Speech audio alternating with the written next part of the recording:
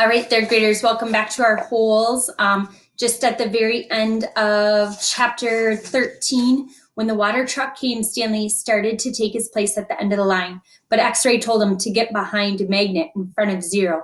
Stanley moved up one place in line, so he's starting to make some kind of connections at camp. Chapter 14. That night, as Stanley lay on his scratchy and smelly cot, he tried to figure out what he could have done differently, but there was nothing he could do. For once in his unlucky life, he was in the right place at the right time, and it still didn't help him. You got it? He asked X-Ray the next morning at breakfast. X-Ray looked at him with half-opened eyes behind his dirty glasses. I don't know what you're talking about, he grumbled. You know, said Stanley. No, I don't, X-Ray snapped. So just leave me alone, okay? I don't want to talk to you. Stanley didn't say another word. Mr. Sir marched the boys out to the lake, chewing sunflower seeds along the way and spitting out the shells. He scraped the ground with his boot heels to mark where each boy was supposed to dig. Stanley stamped down on the back of his blade of the shovel, piercing the hard, dry earth. He couldn't figure out why X-Ray snapped at him. If he wasn't going to produce the tube, why did he make Stanley give it to him? Was he just going to keep it? The tube was in gold in color, but Stanley didn't think it was real gold. The water truck came a little after sunrise. Stanley finished his last drop of water and stepped up out of his hole. At this time of day, Stanley sometimes could see some distant hills or mountains on the other side of the lake. They were only visible for a short while that would soon disappear behind the haze of heat and dirt. The truck stopped, and the dust cloud drifted past it. X-Ray took his place at the front of the line. Mr. Padansky filled his canteen. Thanks, Mom, X-Ray said. He didn't mention the tube.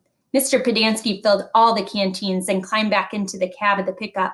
He still had to bring water to Group E. Stanley could see them digging out about 200 yards away. Mr. Padansky, X-Ray shouted from his hole. Wait, Mr. Padansky, I think I might have found something. The boys all followed Mr. Padansky as he walked over to X-Ray's hole. Stanley could see the gold tube sticking out from some dirt at the end of X-Ray's shovel. Mr. Padansky examined it and took a long look at its flat bottom. I think the warden is going to like this. Does X-Ray get the day off? Asked Squid. Just keep digging until someone says otherwise, Mr. Padansky said. Then he smiled. But if I were you, Rex, I wouldn't dig too hard. Stanley watched the cloud of dust move across the lake to the cabin beneath the trees. The boys in Group E were just going to have to wait. It didn't take long for the pickup to return. Mr. Padansky stepped out of the cab. A tall woman with red hair stepped out of the passenger side. She looked even taller than she was since Stanley was down in the hole. She wore a black cowboy hat and black cowboy boots, which were studded with turquoise stones. The sleeves on her shirt were rolled up and her arms were covered with freckles, as was her face. She walked right up to X-Ray. This is where you found it? Yes, ma'am. Your good work will be rewarded. She turned to Mr. Padansky.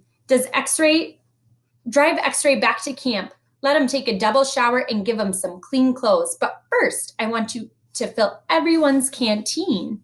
I just filled them a little while ago, said Mr. Padansky. The warden stared hard at him. Excuse me, she said. Her voice was soft. I had just filled them when Rex... Excuse me, the warden said again. Did I ask you when you last filled them? No, but it's just... Excuse me.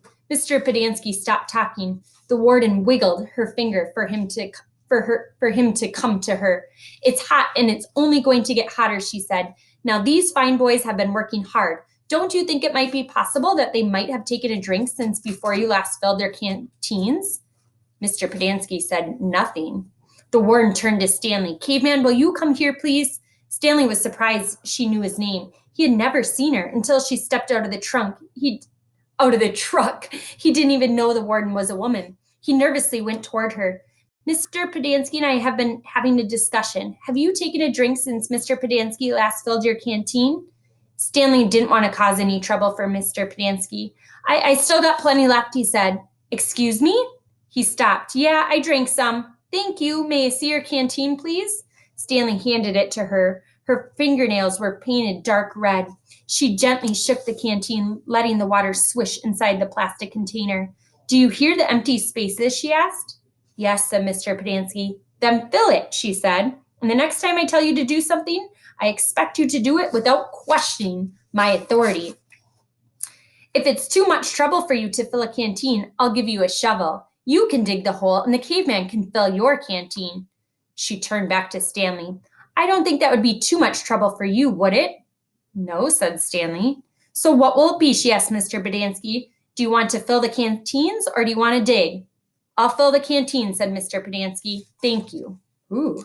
Chapter 15, Mr. Pedanski filled the canteens. The warden got a pitchfork out of the back of the pickup. She poked it through X-Ray's dirt pile to see if anything else might have been buried in there as well.